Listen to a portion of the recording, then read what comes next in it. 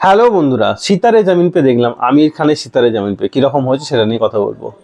তো বরাবরের মতোই আমির খানকে এখানেও অ্যাজ ইট ইজ একটা যেরকম আমরা দেখেছিলাম থ্রি ইডিয়টসে আমির খানকে ঠিক এখানেও ঠিক সেরকমই দেখবো। যাই হোক, তো আমির খান একটা কোচ, বাস্কেটবলের কোচ। তো সে একদিন তার জুনিয়র কোচ, যদিও সিনিয়র কোচকে কিছু শেখাতে গিয়ে সিনিয়র কোচকে শেখাচ্ছে সে, সেটা সিনিয়র কোচ মেনে নেয় বলে সিনিয়র কোচের মুখে একটা ঘুষি মারে। তো সেখান থেকে সে বেরিয়ে যায়। সিনিয়র কোচ তাকে ফাইনালি তার জন্য কোনো কেস করে না, কিন্তু সে এতটাই ফ্রাস্ট্রেটেড হয়ে যায়, দারু খেয়ে গাড়ি চালাচ্ছিল, পুলিশের গাড়িতে ঠুকে দিয়ে এক রাত জেল খাটার পর তাকে সে কোর্টে যায়।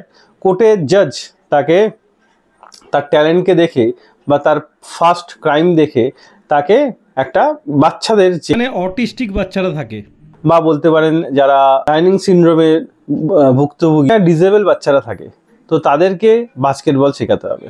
তো ফাইনালি সে প্রথমে তো তাদেরকে বাস্কেটবল কিছুতেই শেখাতে চাইবে না। তো ফাইনালি সে তাদেরকে ভালোবেসে ফেলবে এবং তাদের কাছ থেকেও কিছু শেখার আছে বলে সে ভাববে।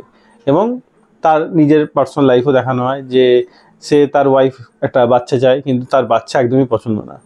তো যাই হোক, তো সে ফাইনালি তাদের সঙ্গে মিশবে এবং তাদেরকে চ্যাম্পিয়ন পর্যন্ত তাদেরকে সেখানে বাস্কেটবল পর্যন্ত পৌঁছে দেবে। এটাই স্টোরি। কীভাবে সে সেখানে পৌঁছাবে সেটাই দেখবো আমরা মুভিতে। অসাধারণ একটা মুভি। তো চাইল্ডের মধ্যে কেন এইগুলো প্রবলেমগুলো আসে সেগুলো খুব সুন্দরভাবে আমার সামনে প্রেজেন্ট করেছে।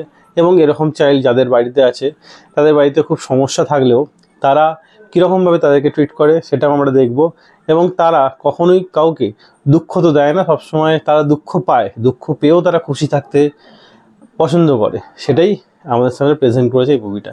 তো আমির খানের এই কনসেপ্টটা আমার দারুণ লেগেছে। আর সিতারে জামিন পে মানে এরা সবাই একটা সিতারে, মানে হচ্ছে তারা বলতে পারেন, বা একটা হাইলি ট্যালেন্টেড, মানে নর্মাল মানুষের থেকেও বেশি ট্যালেন্টেড।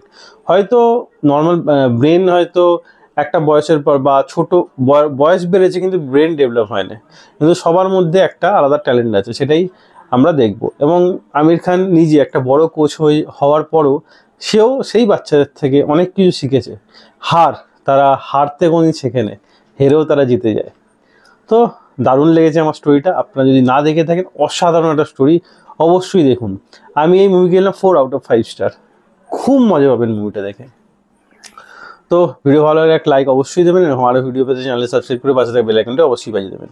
তাহলে পরের ভিডিওতে, তখন ভালো থাকুন, সুস্থ থাকুন। ভিডিও দেখার জন্য ধন্যবাদ। বাই।